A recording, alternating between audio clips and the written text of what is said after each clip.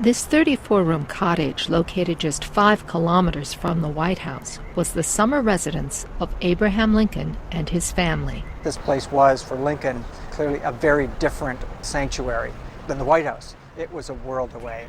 Frank Milligan, director of President Lincoln's cottage, says the Lincolns found their neighbors here were veterans from an earlier war. Former soldiers lived then, as they do now, in a retirement home on the site. In 2000, the cottage became a national monument. The importance of this site, it really can't be overestimated. It's the only place where one can go where Lincoln lived as president for an extended period of time to really see where he was when he was forming some of his major policies. Lincoln drafted the Emancipation Proclamation in this cottage. He wrote the document, which freed slaves in states that had seceded from the Union, on a desk like this one. The original has been in the White House since 1930.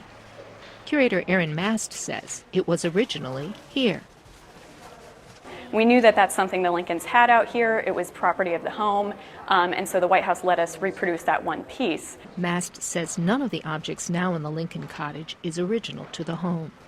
But really, all the furnishings that we have were brought in to evoke the Lincoln period. You also see remnants of the Lincoln's life out here, whether it's a stovepipe hat, a shawl, a book we know Lincoln loved to read out here to his friends or family. The cottage is sparsely furnished, in part, Mast says, because history says it was. A lot of the Lincoln's visitors comment on it being neatly furnished or plainly furnished, and in one account, sparsely furnished. On top of that, we wanted the emphasis to not be on decorative arts, but rather on Lincoln's ideas in this place. Visitors to the Lincoln Cottage today get that information in various ways. After that, from tour guides and what is his family allowed him and to do. through technology.